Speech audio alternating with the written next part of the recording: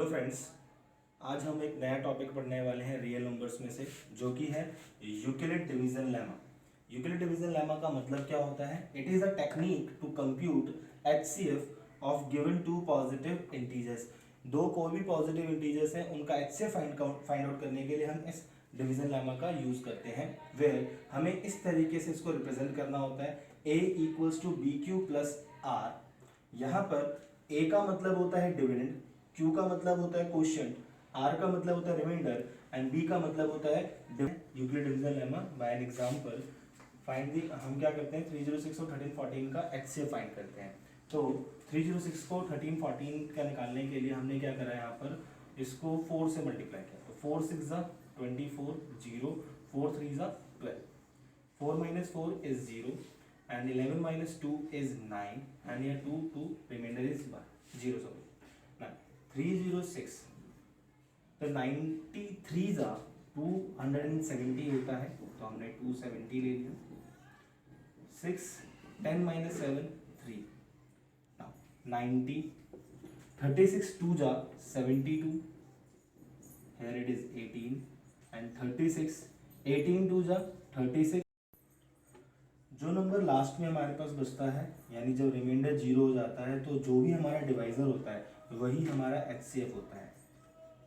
ये तो हमारा एक तरीका होता है, बट हमें जो यूक्लिड डिवीजन लेमा है उसकी तरीके से इसको एग्जाम में दिखाना होता है। तो वो कैसे दिखाएंगे? a equals to B Q plus are.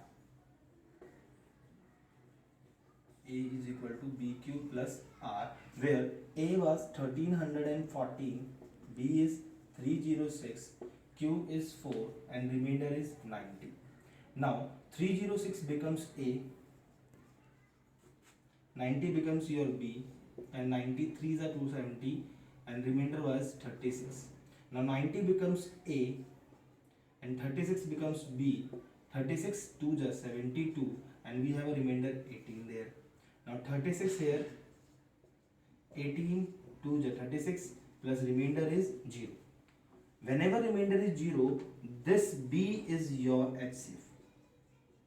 so we can say that कि HCF of 306 and 1314 is 80। okay, in exams आप सभी को यही तरीका यूज करना होता है for taking numbers। this is just for a rough part, this is just for calculation, कि हमें ये चीज आसानी से आ जाए।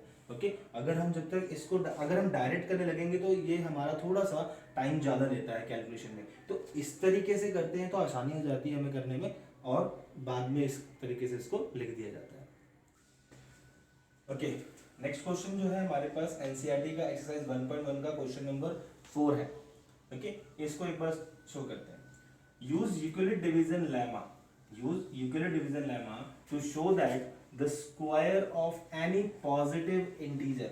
प्लीज यहाँ पे क्वेश्चन समझिए, उसने बोला है to show that the square of any positive integer, कोई सा भी पॉजिटिव इंटीजर ले लो उसका स्क्वायर कर दो, is either of the form 3m और 3m plus 1। वो हमेशा किस फॉर्म में होगा? 3m और 3m plus 1 की फॉर्म में होगा। for some integer m, हमने अपने प्रीवियस टॉपिक में पढ़ा हुआ है कि अगर कोई नंबर लाइन होता है तो यहाँ पर 0, ये सारे नेगेटिव इंटीजर्स और ये सारे पॉजिटिव इंटीजर्स होते हैं। तो पॉजिटिव इंटीजर्स में हम कुछ भी ले सकते हैं। तो the square of any positive integer, तो ये सारे के सारे यहाँ से आ जाते हैं, 1 से स्टार्ट होकर 2 3 4, ये सारे के सारे इन्फिनाइट तक ये सारे पॉजिटिव इंटीजर्स होते हैं।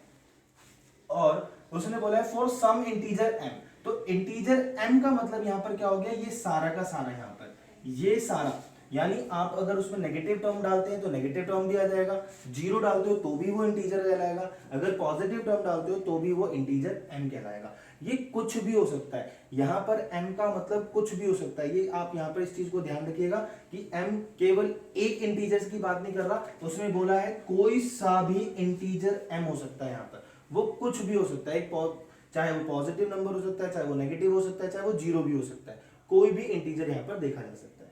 ना स्टार्ट करते हैं टॉपिक को। उसने बोला यूज यूक्लिड डिवीजन लेमा। तो यूक्लिड डिवीजन लेमा क्या है? a equals to B Q plus R to show that the square of any positive, square of any positive, तो लेट्स सेट कि ये जो a है वही हमारा पॉजिटिव इंटीजर है.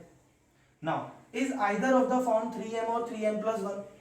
हियर हमें यहाँ पे मिल रहा है कि 3m और 3m plus 1 की फॉर्म में, तो 3m और 3m plus 1, इसमें ये जो चीज है वो किस चीज की तरह से आएगी, ये हो गया हमारे पास b, ये हो गया हमारे पास q plus 0 is our reminder.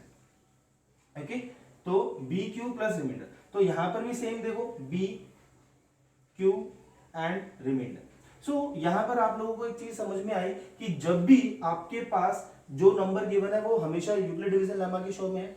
Now after this अगर आप देखो ध्यान से तो रिमाइंडर जो होता है वो हमेशा 0 से बड़ा और उसके बराबर होता है, या वो b से हमेशा छोटा होता है.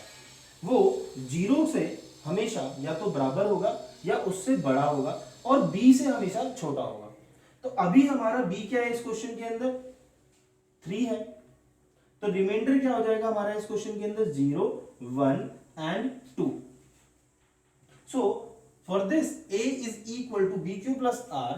इट मींस हमारे पास b की वैल्यू 3 इंटू q प्लस 0, क्योंकि रिमाइंडर हमारा पहला क्या है 0. Again 3q plus 1 and third is 3q plus 2. Now ये तो हमारा हो गया इंटीजर. अब हमें क्या शो करना था कि show that the square of any positive integer. अगर मैं किसी इस इंटीजर का स्क्वायर करता हूं तो वो या तो इस पे या तो इस फॉर्म में होगा.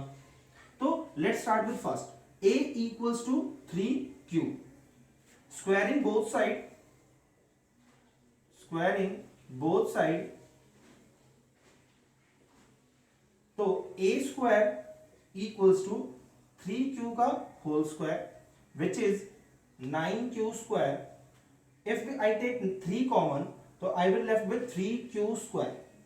यहां पर 3q स्क्वायर की जो वैल्यू होगी बेटा वो होगी m. तो 3q square is m. Now first thing is proof, 3m आ गया हमारे पास. नाउ ऐसे ही हम हर चीज के साथ करेंगे. हमारा जो सेकंड है वो क्या है 3q प्लस 1. तो a is equal to 3q plus 1. Again squaring both side we get a square equals to 3q plus 1 का होल स्क्वायर.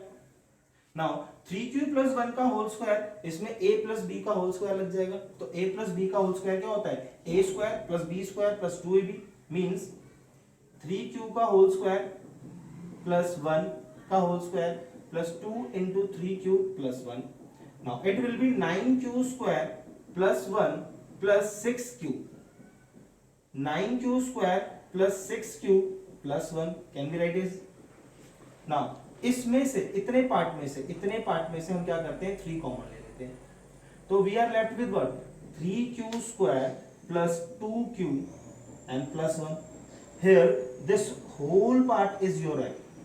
मैंने अभी बताया आपको कि m का मतलब सेम नहीं होगा. m कोई भी एक पॉजिटिव इंटीजर हो सकता है. इट इज नॉट नेसेसरी कि m की वैल्यू आपको हमेशा सेम मिले. मैंने बताया ना m का मतलब कोई सा भी इंटीजर हो सकता है, वो कुछ भी हो सकता है यहाँ पर. Now let again next part देखते हैं फटाफट हम लोग, जिसके अंदर 3q प्लस 2 की बात आती है. तो a is equal to 3q plus 2.